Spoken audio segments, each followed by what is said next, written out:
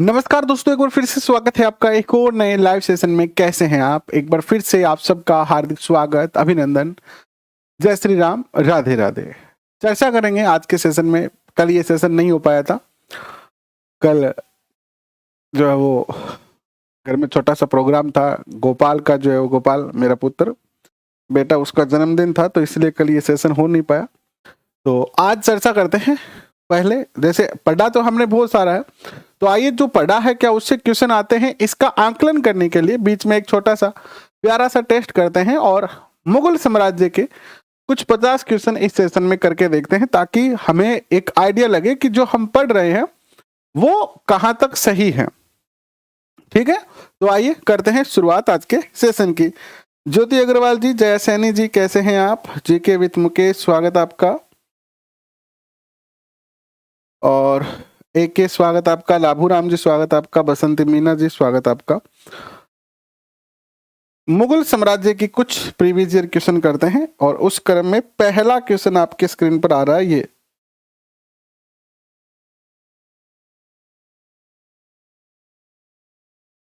पहला क्वेश्चन आपके स्क्रीन पर आता है कि भारत में मुगल साम्राज्य का संस्थापक कौन माना जाता है। बहुत सिंपल सा क्वेश्चन है और बताइए उत्तर क्या होगा इस क्वेश्चन का।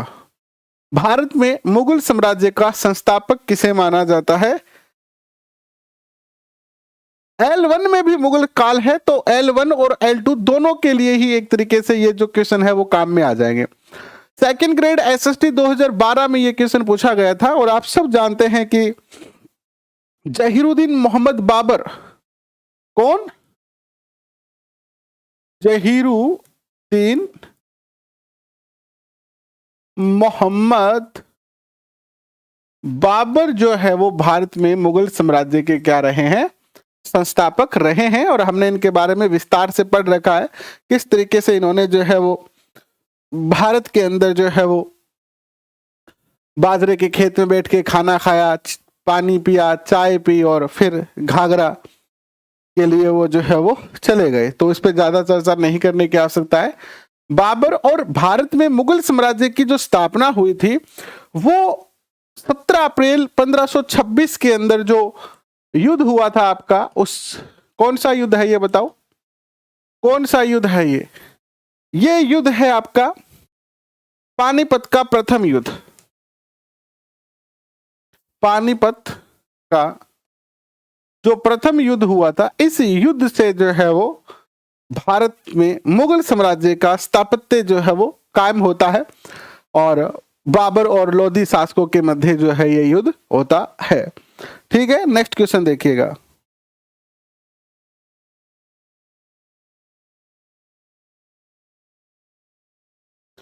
अब लिखने की जरूरत क्या है बताओ नेहा जी? लिखने की जरूरत है। मुगल काल चाहे फर्स्ट लेवल में हो, चाहे सेकंड लेवल में हो, चाहे रीट जो प्री एग्जाम था उसमें हो, मुगल काल तो मुगल काल ही है ना, उसमें कोई अलग थोड़ी होगा। नेक्स्ट क्वेश्चन देखिएगा। दिरहम है,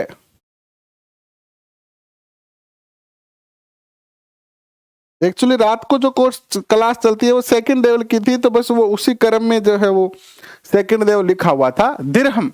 ये रीट L2 के अंदर पूछा गया था 2016 में क्वेश्चन। दिरहम क्या है? तो दिरहम जो है एक, ये सिक्के हैं। क्या है ये? सिक्का है दिरहम। और कौन सा सिक्का है ये? सोने का है, तांबे का, चांदी का या मिश्रित सिक्का है? तो चांदी का जो सिक्का है वो दिरहम कहलाता है। चांदी के जो सिक्के हैं वो क्या कहलाते हैं? दिरहम कहलाते हैं। ठीक है, कौन से सिक्के? चांदी के सिक्के। ठीक है, और सोने के सिक्के क्या कहलाते हैं? सोने के सिक्के दिनार कहलाते हैं। क्या कहलाते हैं? दिनार कहलाते हैं। तांबे के सिक्के क्या कहलाते हैं बताओ? तांबे के सिक्के जो है वो दांग, दांग, दांग कहलाते हैं। दांग या दिरम, दांग या दिरम कहलाते हैं। और चांदी के सिक्के दिरहम कहलाते हैं। और मिश्रित धातु के सिक्के भी यहां पर बने थे। मिश्रित धातु के सिक्के, तो ये यहां पर उत्तर हो जाएगा। दिरहम किसे कहते हैं? चांदी के सिक्कों को कहते हैं। नेक्स्ट क्वेश्चन आता है, शेरशाह सूरी का अंतिम जो अभियान था वो कौन सा था? तो शेरशाह सूरी जिसने हुमायूं को परास्त करा कन्नौज के युद्ध में, या जिसे आप बिलग्राम का युद्ध कहते हैं, 1540 में हुमायूं को परास्त कर दिल्ली का शासक बनता है, मुगल साम्राज्य को उखाड़ देता है। लेकिन शेरशाह सूरी के आगे वंश में और शेरशाह सूरी ज्यादा समय तक शासन नहीं कर पाया। जब ये कालिंजर अभियान पे था तो कालिंजर अभियान में इसके हाथ में ही जो है वो बारूद फट जाता है, जिससे उसकी क्या हो जाती है? मृत्यु हो जाती है। तो ये घटना है कालिंजर अभियान की 1545 में। ठीक है, 22 मई 1545। नेक्स्ट क्वेश्चन आपके स्क्रीन पर आता है, यह है कि किस युद्ध को जीतने के बाद शेरशाह सूरी ने दिल्ली में अफगान सत्ता की स्थापना की, या सूरी वंश की स्थापना की, या सूरी साम्राज्य की स्थापना की?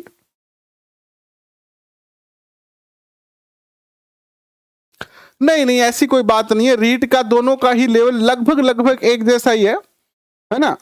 तो दोनों एक ही लेवल पे है रीट L1 और L2, यानी पेपर का जो कठिनाई लेवल है वो रीट L1 और L2 का कोई ज्यादा अंतर नहीं है। बताएं।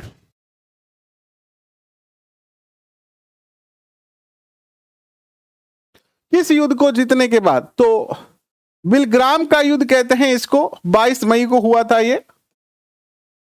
सॉरी, बिलग्राम का युद्ध है ये 1540 को हुआ था। कब हुआ था ये बिलग्राम का युद्ध? 17 मई 1540 को। 17 मई 1540 को ये युद्ध हुआ था। और इसी युद्ध को कन्नौज का युद्ध भी कहते हैं, है ना? इसी को क्या कहा जाता है? कन्नौज का युद्ध भी कहते हैं। कन्नौज का युद्ध भी इसे ही कहते हैं। और इस युद्ध को जीतने के बाद जो है वो मुगल सत्ता समाप्त हो जाती है। इससे पहले एक युद्ध हुआ था शेरशाह सूरी और हुमायूं के मध्य। 3 युद्ध हुए। पहला युद्ध हुआ 1532 में, जिसे दोराहा का युद्ध कहते हैं। 1532 में प्रथम युद्ध हुआ, जिसे दोराहा का युद्ध कहते हैं। इसके बाद जो है वो 1539 26 जून 1539 को युद्ध हुआ, जिसे आप चौसा का युद्ध कहते हैं। क्या कहते हैं? चौसा का युद्ध। ठीक है, इस युद्ध में भी जो है वो शेरशाह सूरी जीत जाता है, और जो हुमायूं है उसे नदी में कूदकर जो है वो अपने प्राण बचाने पड़ते हैं। फिर एक भिश्ती ने इसकी जो है वो रक्षा की, और भिश्ती को इसने जो है निजाम नामक भिश्ती को इसने एक दिन का जो है वो शासक बनाया। और निजाम नामक भिश्ती को जब शासक बनाया तो उसने चमड़े के सिक्के चलाए थे। ये सारी बातें हम पढ़ चुके हैं। अब तक जितने भी क्वेश्चन आए शेरशाह सूरी वाले को छोड़कर, कि शेरशाह सूरी, क्योंकि शेरशाह सूरी को हमने छोड़ा था, लेकिन ये बातें मैंने सारी आपको बता दी थी। ठीक है, तो ये इसके बाद जो है वो 1540 में जो है वो बिलग्राम का युद्ध हुआ। तो ये 3 युद्ध हुए और तीनों में ही जो है वो शेरशाह सूरी जीता है। नेक्स्ट क्वेश्चन देखिए, निम्नलिखित घटनाओं का सही कालक्रम आपको बताना है। दोराहा का युद्ध, कन्नौज का युद्ध, चौसा का युद्ध और शेरशाह सूरी की मालवा विजय। तो अभी अभी हमने चर्चा की है 1532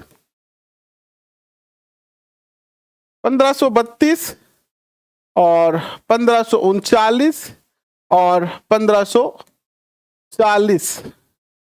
ठीक है, और मालवा विजय जो होती है शेरशाह सूरी की, ये होती है 1542 में। ठीक है, तो फिर क्या हो जाएगा?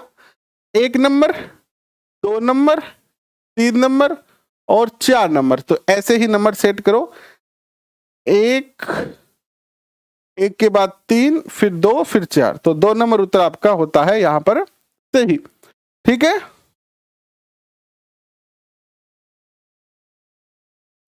6 to 10 तक की पीडीएफ आपको टेलीग्राम पे मिल जाएगी। टेलीग्राम पे जैसे ही क्लिक करोगे, सबसे ऊपर ही ऊपर जो है वो फाइल पिन की हुई है, पिन मैसेज पे क्लिक करोगे तो आपको वहां पर 6 ऑल ऐसा लिखा हुआ है, फाइल का नाम ऑल NCERT 6 to 10 PDF। जिसमें सारे के सारे 6 to 10 के 1-लाइनर क्वेश्चन करवाए हुए हैं, हिस्ट्री के, ज्योग्राफी के, पॉलिटी के। जाके टेलीग्राम से डाउनलोड कर सकते हो, कोई दिक्कत नहीं आएगी। नेक्स्ट क्वेश्चन देखिएगा, मुगल कालीन कला के बारे में कौन सा कथन जो है वो असत्य है? असत्य कथन बताना है मुगल कालीन कला के बारे में। और कथन आपके सामने है कि बीजापुर में इब्राहिम रोजा है। अकबर ने फतेहपुर सीकरी का निर्माण 1585 के बाद करवाया। अकबर का मकबरा सिकंदरा में है और शाहजहां ने दिल्ली में तख्ते हाउस बनाया। बताओ इसमें से कौन सी बात है जो असत्य है? दोराहा वाला युद्ध जो है इसे देवरा का युद्ध भी कहते हैं, विश्वास 1532 में हुआ था गोमती नदी के तट पर।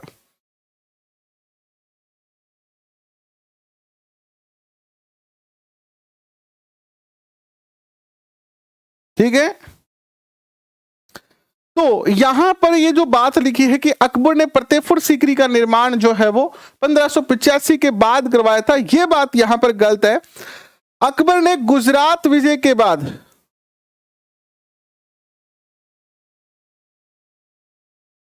गुजरात विजय 1575 के बाद जो है, यानी 1575 में जो है वो क्या करवाया था? निर्माण करवाया था फतेहपुर सीकरी का और इसके दरवाजे का। तो 2 नंबर उत्तर यहां पर गलत है। नेक्स्ट क्वेश्चन आता है, अकबर ने इबादत खाने का निर्माण जो है वो कब करवाया था या निर्माण करवाया था? यूपी टेट में पूछा गया है 2017 में। तो ये जो फतेहपुर सीकरी है यहीं पर जो है इन्होंने इबादत खाना कौन सा होता है? जहां पर भगवान यानी अल्लाह की इबादत की जा सके, उनकी पूजा अर्चना की जा सके, उनका सुमिरन किया जा सके, तो फतेहपुर सीकरी में ही जो है वो इसका निर्माण करवाया गया था।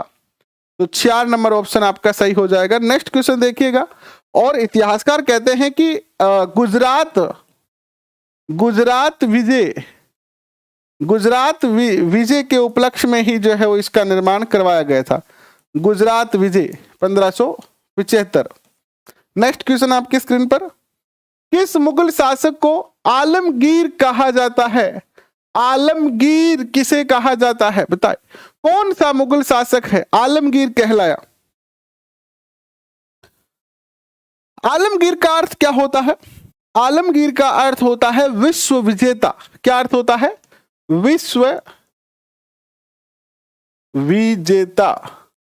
देखिए जनरली मैं आपको कभी जनरली जो है एमसीक्यू करवाता नहीं हूं, यूट्यूब पर नहीं करवाए हैं, अनअकैडमी पर बहुत बार करवाए हैं, तो ज्यादा मेरा यूट्यूब पर करवाने का अनुभव नहीं है, तो मुझे थोड़ा सा अजीब सा लगता है, लेकिन मैं प्रयत्न कर रहा हूं ताकि हम यहाँ पर प्रैक्टिस आपको करवा सके। ठीक है, तो कुछ मुझसे गलतियां हो जाए तो आप बताते रहना मुझे, ठीक है। हालांकि क्वेश्चन कोई गलत नहीं होगा, लेकिन जैसे एक तो बहुत सारे YouTube चैनल जिन पे रात दिन जो है वो सारे के सारे सेशन एमसीक्यू के ही करवाए जाते हैं, तो वो फिर उनकी एक अलग आदत बनी होती है। अपना काम ज्यादातर डिटेल करवाने का है, मैंने आपको ज्यादातर डिटेल क्वेश्चन ही करवाए हैं।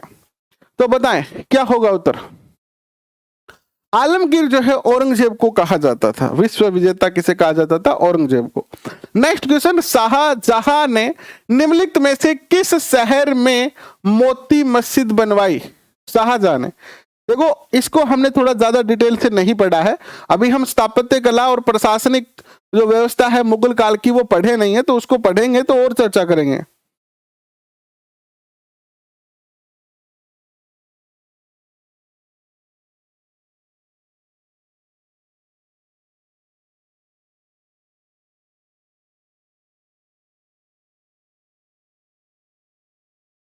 देखो जब कोचिंग जा रहे हो और कोचिंग में पैसे दे दिए हैं आपने, अगर आपने शुरू से कोचिंग की है और पैसे दे दिए हैं तब तो कोचिंग छोड़ो मत आप, मेरा मानना यही है, क्योंकि एक एक पैसे का बहुत ज्यादा महत्व है हमारे लिए, आपके पिताजी के लिए और ज्यादा महत्व है। तो इसलिए अगर पैसे इन्वेस्टमेंट करे हैं तो उसका मेरा मानना यह है कि अगर आप 1 रुपए कहीं पर डाल रहे हो, यानी 1 रुपए का खर्चा कर रहे हो, तो उस 1 रुपए का कम से कम पूरा यूज करो। तो पैसे दे दिए हैं कोचिंग वालों को, तो आप कोचिंग में जाके पढ़ो। है ना, पढ़ो वहां अच्छे तरीके से, कोई दिक्कत नहीं है, पैसे दे दिए तो पढ़ो।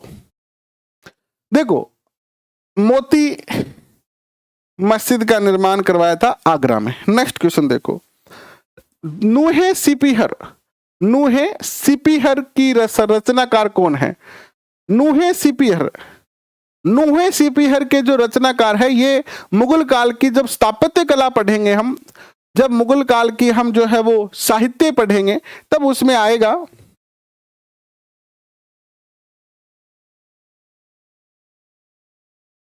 तो उत्तर आएगा यहां पर क्या? देखिए, दूहे सिपीहर की जो रचनाकार है वो कौन है? दूहे सिपीहर के रचनाकार है अमीर खुसरो। अमीर खुसरो ने जो है वो इसकी क्या की थी? रचना की थी। और ये बहुत ही प्यारा क्वेश्चन है। और इसके अलावा जो है वो अमीर खुसरो ने और कई रचना की थी, किरान उल सादेक, है ना, और तारिक ए अल्लाई, ऐसी बहुत सारी इन्होंने रचना जो है वो की है। नेक्स्ट क्वेश्चन देखिए आपके स्क्रीन पर।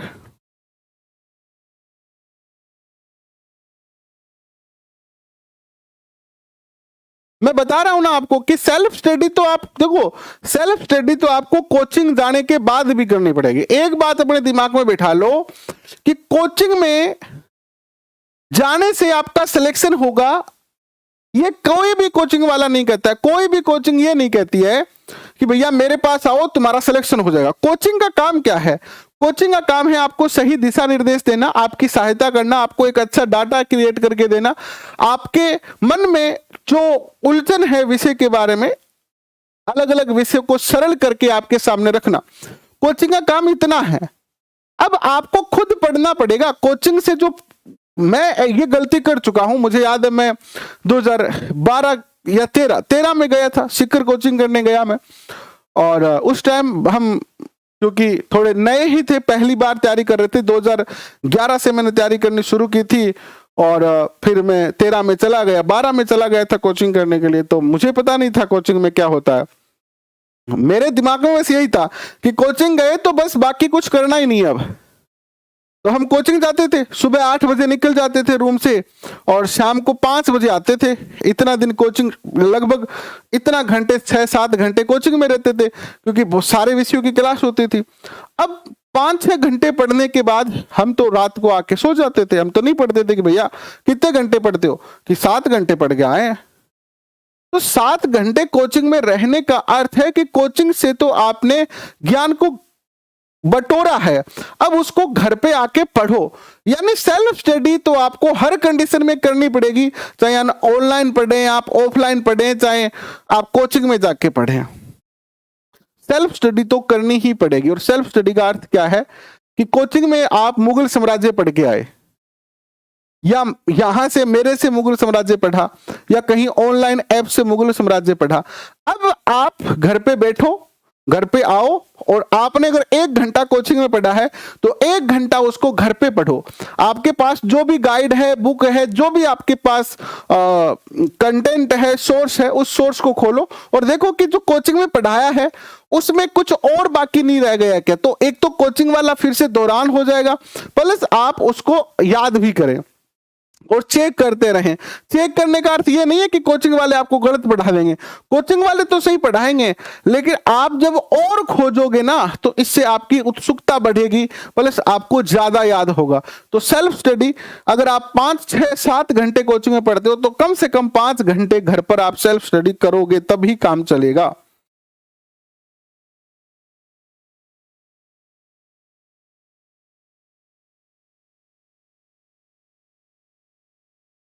बातों में कोई काम, देखो बातें करने नहीं आते हैं हम, यहाँ पर कोई बातें करने नहीं आए। लेकिन देखो हर बच्चे की अलग अलग समस्या है। कोई बच्चा बहुत पुराना होता है, उसको सब पता है, कोई बच्चा नया होता है तो अगर वो क्वेश्चन पूछता है तो हमारी भी लायबिलिटी है कि हम उसका रिप्लाई करें। ठीक है, कुछ एक आधा बच्चा एक क्वेश्चन पूछता है, बाकी तो जनरली एक दूसरे से जानकारी निकालते हो आप। नेक्स्ट क्वेश्चन देखिएगा, निम्नलिखित में से कौन सा विदेशी यात्री 6 बार भारत आया था? 6 टाइम भारत आया था, और 6 बार जो भारत आने वाला विदेशी यात्री था वो था जिन ट्रेवेनियर। जिन ट्रेवेनियर था, जो कि 1638 से लेकर 1638 से 1600 63 तक जो है वो 6 बार भारत की यात्रा करता है। और इसने एक पुस्तक भी लिखी थी, ट्रेवल्स इन इंडिया। क्या लिखी थी? Travels in India. इंडिया, ये इन्होंने क्या लिखी थी? पुस्तक भी लिखी थी। ठीक है, नेक्स्ट क्वेश्चन आपके स्क्रीन पर आता है, यह है कि गंगा लहरी के रचनाकार कौन है? रीट लेवल सेकंड 2011 में पूछा गया था। गंगा लहरी, एक तो गंगा लहरी और एक रस गंगाधर। ये क्या हो गया? एक और पुस्तक है जिसका नाम क्या है? रस गंगाधर। गंगाधर शक्तिमान वाला, रस गंगाधर और गंगा लहरी, इन दोनों पुस्तकों के जो रचनाकार हैं वो कौन है? इन दोनों ही पुस्तकों के जो रचनाकार हैं वो है आपके जगन्नाथ पंडित। कौन है? जगन्नाथ पंडित है। ठीक है, और जगन्नाथ पंडित किसके दरबारी थे? ये क्वेश्चन भी पूछा जा सकता है। तो जगन्नाथ पंडित जो है वो दरबारी है किसके? शाहजहां के। शाहजहां के क्या है ये? शाहजहां के दरबारी। नेक्स्ट क्वेश्चन देखो आपके स्क्रीन पर आता है, आइन ए अकबरी में अबुल फजल ने मनसबदारों की कितनी श्रेणियों का उल्लेख किया है? अब ये क्वेश्चन दो तरीके का बन गया है। आइन ए अकबरी में अबुल फजल ने कितने मनसबदारों का उल्लेख किया है, एक तो क्वेश्चन ये, और एक क्वेश्चन आएगा कि आइन ए अकबरी में अबुल फजल ने कितने मनसबदार की श्रेणी बताई है। तो श्रेणियां टोटल इसमें चूंकि ऑप्शन में क्या है? 66 है, तो 66 श्रेणियां इन्होंने बताई है। लेकिन उल्लेख जो किया है, उल्लेख करना यानी विस्तार से बताना, उल्लेख जो इन्होंने किया है वो 33 का ही किया है। तो अगर 33 भी ऑप्शन में आता है, 33 यानी 33 ऑप्शन में आता है, तब भी आपका सही होगा कि आईने अकबरी में अबुल फजल ने जो है वो 33 का उल्लेख विस्तार से किया है। टोटल इसने 66 बताई है। टोटल कितनी बताई है? 66 बताई है इसने।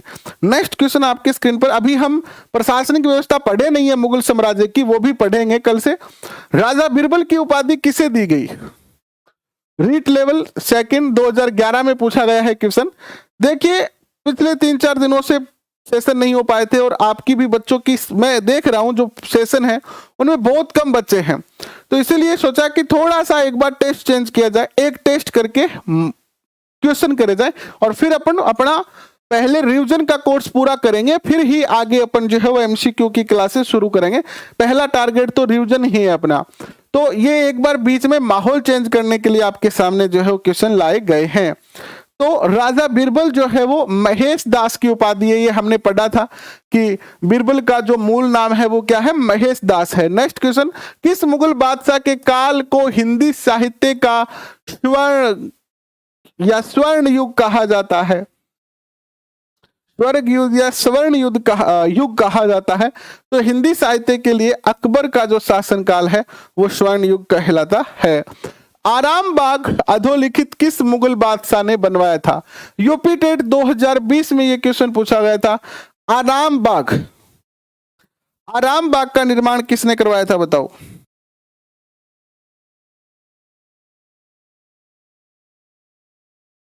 देखिए आराम बाग का जो निर्माण करवाया था वो बाबर ने करवाया था। किसने करवाया था? बाबर ने करवाया था।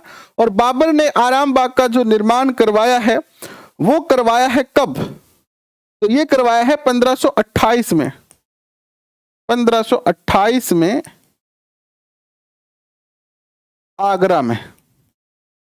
कहा? आगरा में। नेक्स्ट क्वेश्चन देखिए आपके स्क्रीन पर, भारत में 4 बाग शैली का प्रथम मकबरा कौन सा है? 4 बाग शैली क्या होती है? जैसे ये बीच में एक मकबरा बना दिया, ठीक है, ये क्या बना दिया? मकबरा बना दिया, ठीक है, ये 4 मीनार है और ये मकबरा बना है। और अब इसके चारों ओर जो है वो रास्ता, जयपुर में आपने रामनिवास बाग देखा है ना, रामनिवास बाग भी 4 बाग शैली में ही बना हुआ है। इसके चारों ओर तो क्या है? रास्ता है। ये चौराहा हो गया, ये मकबरा बन गया, ये पहला बाग, ये दूसरा बाग, ये तीसरा बाग, ये चौथा बाग। तो इस इस तरीके के 4 बाग मकबरे के नाम से इसे जाना जाता है। जयपुर के रामनिवास बाग को इस तरीके से आप समझ सकते हैं। नेक्स्ट क्वेश्चन, इस क्वेश्चन का उत्तर होता है सबसे पहला जो है वो हुमायूं का मकबरा जो है वो 4 बाग शैली में बना, और इसका मकबरा जो बनाया था वो बनाया था हाजी बेगम ने। किसने बनाया था? हाजी बेगम, इनकी पत्नी थी हाजी बेगम। हाजी बेगम ने बनवाया हुमायूं का मकबरा 4 बाग शैली में 1564 में। 1564 में। नेक्स्ट क्वेश्चन देखिएगा, हुमायूं नामा किसने लिखा? यह भी बहुत अच्छा क्वेश्चन है आपका। हुमायूं नामा किसने लिखा? हुमायूं नामा किसने लिखा? देखिए, हुमायूं नामा जो लिखा था, बाबर की एक पुत्री थी, हुमायूं की बहन थी, नाम था उसका गुलबदन बेगम। क्या नाम था? गुलबदन बेगम था हुमायूं की बहन। हुमायूं की बहन थी ये और बाबर की पुत्री थी ये, और इसने जो है वो हुमायूं नामे की रचना की। किसकी रचना की? इसने हुमायूं नामे की जो है वो रचना की। नेक्स्ट क्वेश्चन आपके स्क्रीन पर आता है कि विश्व शांति का विचार किस मुगल शासक के मन में आया और आगे बढ़ाया? तो विश्व शांति के जो विचार आते हैं वो तो आपको पता ही है किसके दिमाग में आने हैं, अकबर के दिमाग में आए विश्व शांति के। नेक्स्ट क्वेश्चन आपके स्क्रीन पर आता है कि अकबर काल में भू राजस्व व्यवस्था की एक प्रसिद्ध नीति आइन ए दहसाला, दहसाला यानी 10 साल का पद्धति किसके द्वारा जो है वो लागू की गई या निर्मित की गई? बहुत ही प्यारा क्वेश्चन है। टोडरमल के द्वारा ये जो है पद्धति लागू की गई थी, जिसमें 10 वर्ष के लिए जो है वो तय किया जाता था। तो उत्तर क्या हो जाएगा? राजा टोडरमल। 3 नंबर उत्तर हो जाएगा इसे। और इसे टोडरमल पद्धति के नाम से जाना जाता था। किस नाम से जाना जाता था इसे? टोडरमल पद्धति के नाम से इसे जाना जाता था, टोडरमल पद्धति। अकबर के राजस्व व्यवस्था उसके अधिकारी के नाम से जानी जाती थी, उसका नाम क्या था? टोडरमल। तो टोडरमल के नाम से जानी जाती थी, टोडरमल पद्धति कहलाती थी। क्या कहलाती थी? टोडरमल पद्धति जो है वो कहलाती थी। अनवर अली जी, क्वेश्चन कैसे लग रहे हैं आपको? कमेंट करके बताएं। गीता कैसे हैं आप? सुनीता मीना, धनराज जी क्वेश्चन कैसे लग रहे हैं? शोभा राम वर्मा जी, पूनम, बताएं कमेंट करके। और कल से अपन आगे रिवीजन करेंगे मुगल साम्राज्य के कुछ बचे। वैसे तो मुगल साम्राज्य औरंगजेब तक बहुत है, लेकिन फिर भी बचे हुए हम मुगल शासकों की कुछ महत्वपूर्ण घटनाएं पढ़ेंगे। इसके बाद हम प्रशासनिक व्यवस्था पढ़ेंगे, सल्तनत काल की भी पढ़ेंगे और मुगल काल की भी पढ़ेंगे, ठीक है। और थोड़ी सी बीच में बाधाएं आ गई है, कुछ सेशन बीच में नहीं हो पाए, जिसके चलते हमारा रिवीजन जो है वो थोड़ा सा डिले हो रहा है, लेकिन हम रिवीजन कर लेंगे, कोई दिक्कत नहीं है। हम थोड़ा और तेज चल लेंगे और 5-7 दिन और लेट हो सकता है, लेकिन रिवीजन हम पूरा करेंगे, कोई दिक्कत नहीं है। नेक्स्ट क्वेश्चन देखिए आपके स्क्रीन पर आता है, यह है कि दीन ए इलाही की शुरुआत किसके शासनकाल में हुई है? दीन ए इलाही की चर्चा हमने जब मुगल काल पढ़ा था तो की थी, और दीन ए इलाही के अंदर टोटल जो है वो 11-12 लोग ही जो है वो इस धर्म को स्वीकार करते हैं।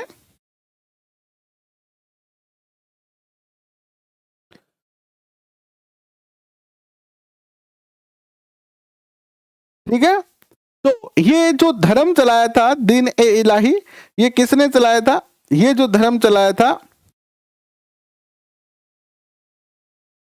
ये चलाया था अकबर ने।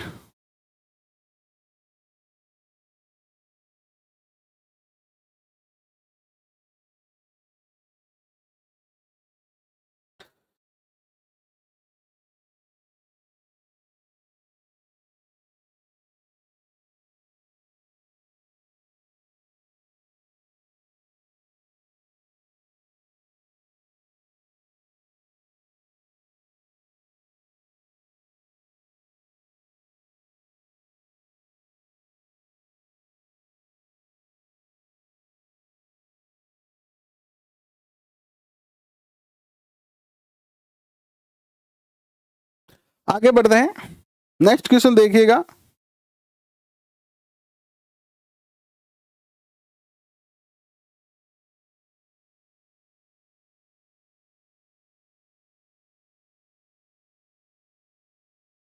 टोडरमल जो था वो अकबर के 9 रत्नों में से एक था। वैसे ये एक जैन व्यापारी था और जैन विद्वान था। ये टोडरमल फतेहपुर सीकरी में ये 12 वर्ष तक रहते हैं और अकबर के 9 रत्नों में ये शामिल रहे। टोडरमल के राजस्व मंत्री भी रहे। इनका जो जन्म हुआ था वो जो है वो भारत में ही हुआ था, सीतापुरा नामक स्थान पर, और इनकी जो मृत्यु हुई थी वो लाहौर में हुई थी। कहां हुई थी? लाहौर में हुई थी। नेक्स्ट क्वेश्चन देखिए, आपके स्क्रीन पर आता है, यह है कि अकबर ने चलाया था इसको। 1 नंबर उत्तर यहां पर सही होगा। दीन ए इलाही अकबर के द्वारा शुरू किया गया एक नया धर्म था और अकबर ने 1582 में जो है इसकी स्थापना की थी। 1582 में, ठीक है। अब एक इतिहासकार हुए हैं विंसेंट स्मिथ। कौन हुए हैं? विंसेंट स्मिथ हुए हैं। इन्होंने क्या कहा है इस धर्म के बारे में, या अकबर के बारे में, या अकबर के इस नए धर्म के बारे में? इन्होंने अपने इतिहास में लिखा कि दीन ए इलाही अकबर की भूल का स्मारक था। क्या है? दीन ए इलाही अकबर की भूल का स्मारक था। ये किसने कहा? स्मिथ ने कहा, ठीक है। बुद्धिमानी का नहीं, बुद्धिमानी का नहीं, यानी अकबर की भूल थी ये दीन ए इलाही चलाना, और ये दीन ए इलाही अकबर की भूल का क्या है? स्मारक है। ये अकबर की कोई बुद्धिमानी नहीं थी।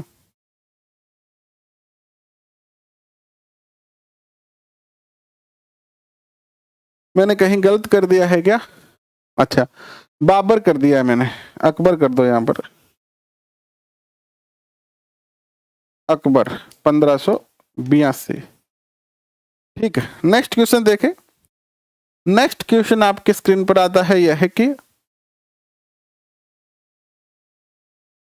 नेक्स्ट क्वेश्चन आपके स्क्रीन पर आता है, यह है कि निम्नलिखित में से कौन सा अकबर का समकालीन शासक था? अकबर के समकालीन स्टेट 2014 में पूछा गया था। तो ब्रिटेन की जो रानी एलिजाबेथ है प्रथम, वो अकबर के क्या है? समकालीन है। यानी जब ब्रिटेन में एलिजाबेथ थी रानी, महारानी, तो भारत में कौन थे? अकबर थे। नेक्स्ट क्वेश्चन, पानीपत के द्वितीय युद्ध में अकबर का मुकाबला किससे हुआ? अकबर जैसे ही शासक बनते हैं तो सबसे पहले ही पानीपत के युद्ध में ये किसे हराते हैं? बताओ। करंट अफेयर के क्वेश्चन बनाएंगे बहुत जल्दी। एक बार एग्जाम डेट डिक्लेयर हो जाती है, 2022 का कंप्लीट करंट अफेयर के 500 क्वेश्चन बनाएंगे। उस पर भी जल्द ही कार्य शुरू करेंगे, है ना। एक बार में 20 तारीख तक का वेट कर रहे हैं। 20 तारीख के बाद फिर आगे की योजना बनाएंगे। देख लेते हैं कि 20 तारीख तक नोटिफिकेशन आ जाता है, और 99% नोटिफिकेशन 20 तारीख तक आ जाएगा, तो फिर उसके अकॉर्डिंग अपन आगे का प्लान बना लेंगे। ये तो बहुत ज्यादा कोई दिक्कत वाली बात नहीं है। पानीपत का द्वितीय युद्ध जो होता है वो हेमू के मध्य होता है, हेमू के साथ होता है। हेमू कौन है? ये इब्राहिम लोधी का ही एक सेनापति है, ठीक है।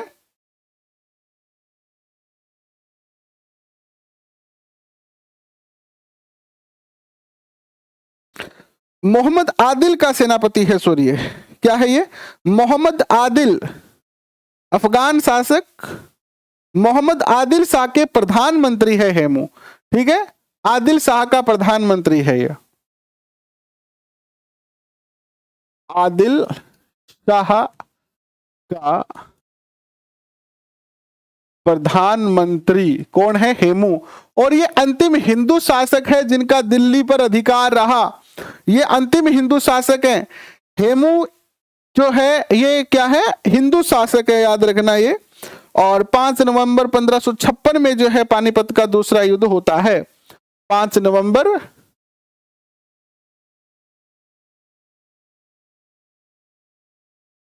1556 में पानीपत का सेकंड युद्ध जो है वो होता है। नेक्स्ट क्वेश्चन आपके स्क्रीन पर आता है कि मराठा एवं अफगानों को मनसबदारी प्रथा में शामिल करने वाला प्रथम मुगल शासक कौन था? पहला मुगल शासक कौन था जिसने मराठों और अफगानों को भी मनसबदार बनाया?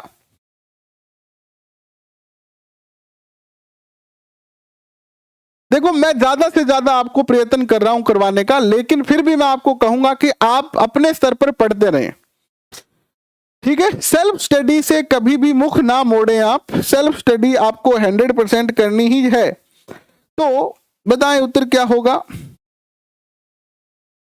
जहांगीर ने जो है शामिल किया था। किसने किया था? जहांगीर ने। नेक्स्ट क्वेश्चन देखिएगा, किस मुगल सम्राट ने फतेहपुर सीकरी के बुलंद दरवाजे को बनवाया? तो ये क्वेश्चन हम कर चुके हैं। 1575 में गुजरात विजय के उपलक्ष्य में अकबर ने बनाया। किसने बनाया? अकबर ने जो है वो फतेहपुर सीकरी का बुलंद दरवाजा जो है वो बनाया। 1572-73 भी लिखा हुआ है कई जगह, लेकिन अराउंड 1575 के पास।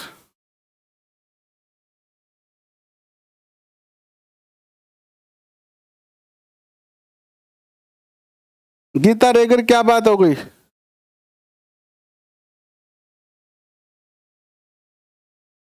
नेक्स्ट क्वेश्चन देखिए आपके स्क्रीन पर आता है, यह है कि निम्नलिखित में से किससे शाहजहां द्वारा निर्मित नहीं करवाया गया था? शाहजहां ने ताजमहल बनाया, दिल्ली का लाल किला, दिल्ली का जामा मस्जिद, बुलंद दरवाजा। तो बुलंद दरवाजा जो है वो किसने बनाया था? अकबर ने बनाया था। और बाकी तीनों ही चीजें जो है वो किसने बनाई थी? शाहजहां ने बनाई थी। तो उत्तर आपका क्या हो गया? फिर 4 नंबर उत्तर आपका जो है वो सही हो गया। जय हिंद राजेश कुमार, कैसे हैं आप? नेक्स्ट क्वेश्चन देखिए आपके स्क्रीन पर आता है, यह है कि पित्रादुरा का आरंभ किसने किया? पित्रादुरा क्या है? पित्रादुरा है क्या? तो संगमरमर का जो पत्थर होता है, संगमरमर के पत्थर पर जड़ाई का कार्य, जड़ाई का कार्य, यानी संगमरमर के पत्थर को घिसकर सुंदर चिकना बनाकर और उस पर तरह तरह की डिजाइन बनाना और अलग अलग पत्थरों का उसको सजाना, यह कहलाता है पित्रादुरा। और पित्रादुरा का आरंभ जो किया था वो किसने किया था? ये है क्वेश्चन आपके सामने। और इसका आरंभ किया था किसने? जहांगीर ने। जहांगीर ने जो इमारतें बनाई उसमें पित्रादुरा का जो है इन्होंने उपयोग किया, ठीक है। अलंकृत करवाया इन्होंने पत्थरों को, ठीक है। नेक्स्ट क्वेश्चन देखिए आपके स्क्रीन पर। नेक्स्ट क्वेश्चन आता है, औरंगजेब ने लगभग 25 वर्ष दक्कन में रहा। औरंगजेब 25 वर्ष दक्कन का सूबेदार बन के रहा। क्यों रहा दक्कन में? ये दक्कन में क्यों रहा औरंगजेब? तो दक्कन में रहने का इसका कारण था मराठाओं के विस्तार को रोकना, मराठों के विस्तार को रोकना, उन पर नियंत्रण स्थापित करना, ठीक है। नेक्स्ट क्वेश्चन आपके स्क्रीन पर आता है, मुगल साम्राज्य में जागीरदार संकट उत्पन्न हुआ था। जागीरदारी संकट किसके शासनकाल में उत्पन्न हुआ मुगल साम्राज्य में? जागीरदारी संकट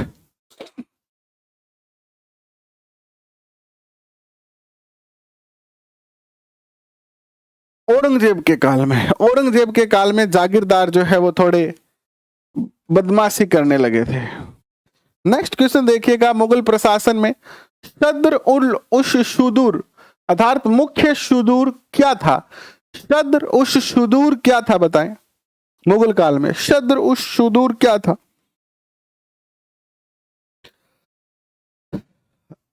शद्र उश शुदूर जो है वो धार्मिक मामलों के मंत्री थे, यानी धर्म से संबंधित जितने भी कार्य होते थे राज्य में जो डिसीजन लिए जाते थे, धर्म से संबंधित जितने भी काम होने थे, वो सारे के सारे जो है वो इसी के द्वारा नियंत्रित किए जाते थे। ठीक है, धार्मिक मंत्री होता था। कौन होता था? धार्मिक मंत्री होता था। नेक्स्ट क्वेश्चन देखिए आपके स्क्रीन पर क्या आता है। नेक्स्ट क्वेश्चन देखिएगा। नेक्स्ट क्वेश्चन आपके स्क्रीन पर आता है यह है कि दिल्ली के लाल किले में मोती मस्जिद का निर्माण किसने करवाया? दिल्ली के लाल किले में यूपी टेट फरवरी 2016, 2 फरवरी 2016 में यह क्वेश्चन पूछा गया था।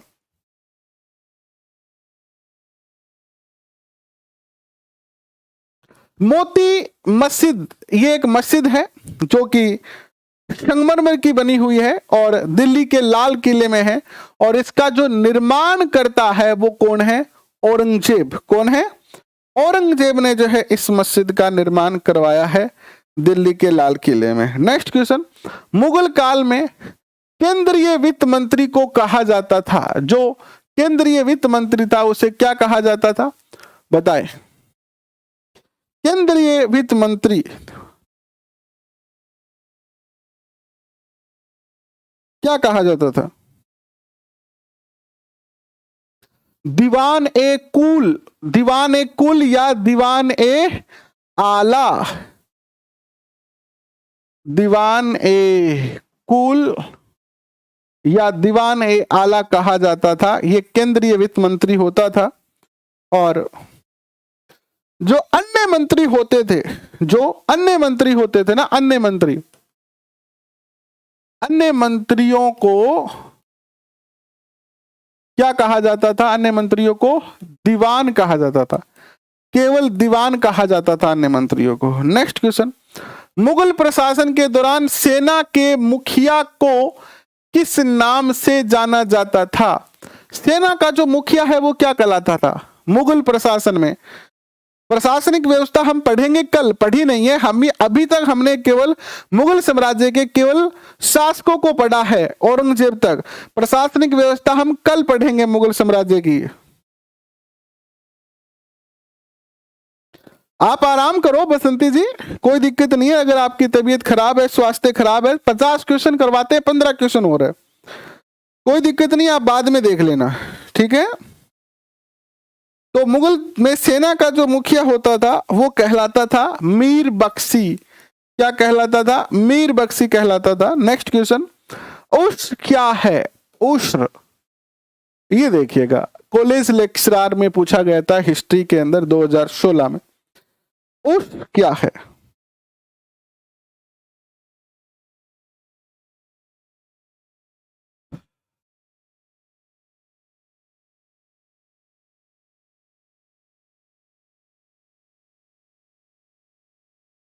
देखिए, ये एक कर है, राजस्व व्यवस्था में पढ़ेंगे। उश्र जो है वो क्या है? मुसलमानों से लिया जाने वाला भूमि कर है। ये क्या है? ये मुस्लिमों से लिया जाने वाला भूमि कर। देखो, एक तो होता है, यहां लिख देता हूं, एक तो था उश्र, उश्र कर था। एक था आपका जकात कर, जकात कर। एक है आपका खिराज, खिराज। और एक है आपका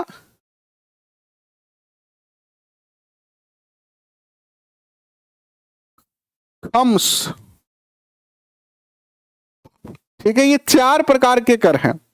तो उश्र तो मुसलमानों से लिया जाने वाला भूमि कर है, मुसलमानों से भूमि कर, ठीक है।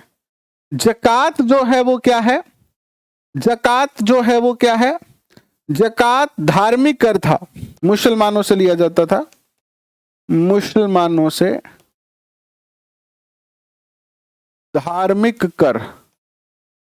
और हिंदुओं से लिया जाता था जजिया कर, है ना, याद है आपको? हिंदुओं से जजिया, हिंदुओं का धार्मिक कर। खिराज क्या है? खिराज, खिराज जो है वो गैर मुस्लिमों से लिया जाने वाला भू राजस्व है। गैर मुस्लिम यानी जो मुस्लिम नहीं है, गैर मुसलमानों से भूमि कर। और खम्स क्या है? खम्स जो है वो ये है लड़ाई में हासिल लूट का सामान, लड़ाई में लूट का सामान। जनरली सीधा सीधा अगर आप समझोगे तो ये समझ में आएगा कि मुगल काल में हिंदुओं के लिए अलग रूल थे और मुस्लिमों के लिए अलग रूल बने हुए थे, चाहे वो कर के हो चाहे वो किसी और चीज के हो।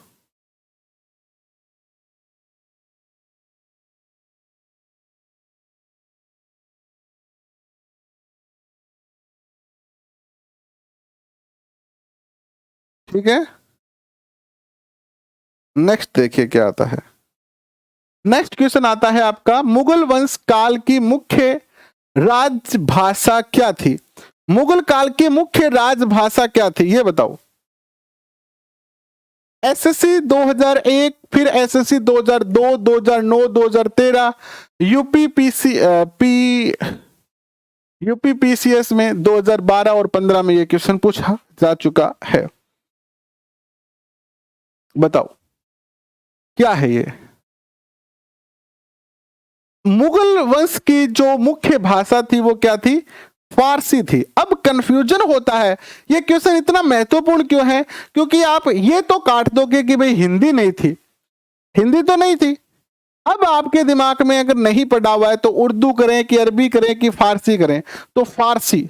नेक्स्ट क्वेश्चन देखिएगा, सती प्रथा की भर्त्सना करने वाला प्रथम मुगल सम्राट कौन था? एसएससी 96, 2001 और 2007 में यह क्वेश्चन पूछा जा चुका है, तो बताएं कौन था? सती प्रथा की भर्त्सना करने वाला, भर्त्सना यानी सती प्रथा को सही नहीं मानने वाला, रोक लगाने के भी प्रयत्न किया था लेकिन सफल नहीं हो पाया, अकबर। नेक्स्ट क्वेश्चन, किस युद्ध के बाद से भारत में मुगल राज्य की स्थापना हुई? तो ये आप अच्छी तरह से जानते हो कि कौन सा युद्ध था? पानीपत का प्रथम युद्ध था। नेक्स्ट क्वेश्चन आपके स्क्रीन पर आता है, यह है कि अकबर की जीवन कथा किसने लिखी? आरआरबी में पूछा जा चुका है, एमपीपीएससीएस में पूछा जा चुका है। अकबर की जीवन कथा किसने लिखी? अबुल फजल ने लिखी अकबरनामा, है ना? अकबरनामा लिखी अबुल फजल ने, अबुल फजल ने। नेक्स्ट क्वेश्चन देखिएगा, किस मुगल शासक ने भारत की ऋतुओं, फलों, वनस्पतियों, प्राणी जगत का विवरण अपने डायरी में किया? एक मुगल शासक था जिसने ये कहा कि भारत में सबसे अच्छा जो फल है वो आम है।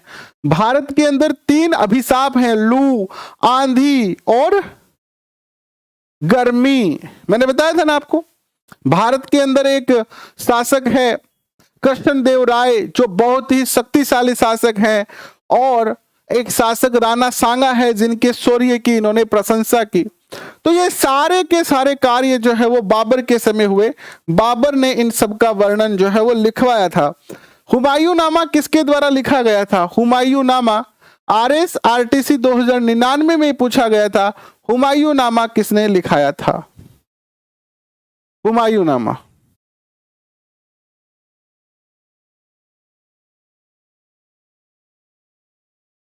हुमायूं नामा गुलबदन बेगम ने लिखाया था।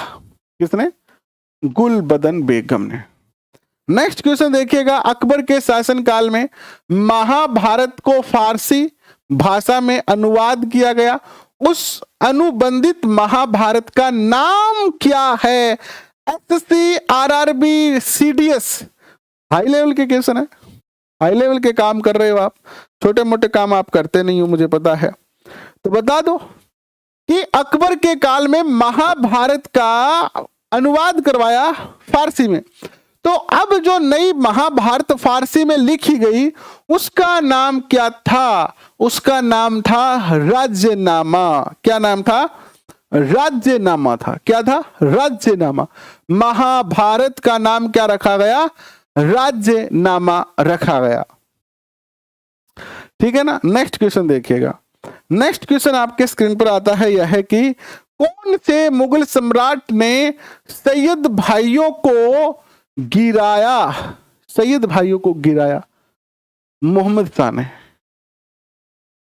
मोहम्मद शाह ने। नेक्स्ट, मुगल वंश का अंतिम शासक कौन था? मुगल वंश का अंतिम शासक 1857 की क्रांति का लीडर बहादुर शाह जफर, बहादुर शाह द्वितीय, बहादुर शाह द्वितीय मुगल वंश का अंतिम शासक। इसके बाद अंग्रेजों ने खत्म कर दिया इनका खेल कि भैया अब तो अब से तुम राजा नहीं रहोगे, इतने ही दिन ही रहे थे और इनको काला पानी भेज दिया था। नेक्स्ट क्वेश्चन, अकबर के शासन में भू राजस्व सुधार के लिए कौन उत्तरदायी, अंतरदायी लिखा हुआ है, टाइपिंग मिस्टेक है, उत्तरदायी था। तो भू राजस्व अकबर के काल में एक व्यक्ति ने सुधारा जिसका नाम था टोडरमल। तो इसे टोडरमल पद्धति या टोडरमल बंदोबस्त के नाम से जाना जाता था। अकबर के द्वारा बनाए गए उपासना भवन का क्या नाम था? तो ये था आपका दीवान इबादत खाना। फतेहपुर सीकरी में बनाया था इबादत खाना। सुप्रसिद्ध संगीतज्ञ बेजू बावरा किसके काल में सुविख्यात हुए? बेजू बावरा, संगीतज्ञ बेजू बावरा अकबर के शासन काल में इनके दरबार में रहा करते थे। और सेकंड लास्ट क्वेश्चन आज का कि रामचरितमानस के लेखक तुलसीदास किसके शासन काल से संबंध रखते हैं? यानी तुलसीदास जी जो है वो किसके शासन काल में थे? मुगल शासक कौन था उस समय? तो अकबर के शासन काल में थे ये। और लास्ट क्वेश्चन आपका आपके स्क्रीन पर, बाबर मूल रूप से कहाँ के शासक थे? तो ये क्वेश्चन आप सब जानते हैं, फरगना के ये क्या थे? शासक थे। सारे क्वेश्चन एसएससी आरबीआई में पूछे गए हैं और ऐसे बहुत सारे क्वेश्चनों का अपने पास कलेक्शन है और ये सारे क्वेश्चन मैं आपको करवाऊंगा समय के अनुसार और आपके टॉपिक को कहीं पर भी किसी भी हालत में कमजोर नहीं रहने दिया जाएगा। अभी के लिए बस इतना ही। आशा करता हूं आज का ये सेशन आपको अच्छा लगा। अगर सेशन अच्छा लगा तो निरंतर बने रहिए और प्रयास कर रहे हैं हम आपके लिए और बेहतर। तो अभी के लिए बस इतना ही।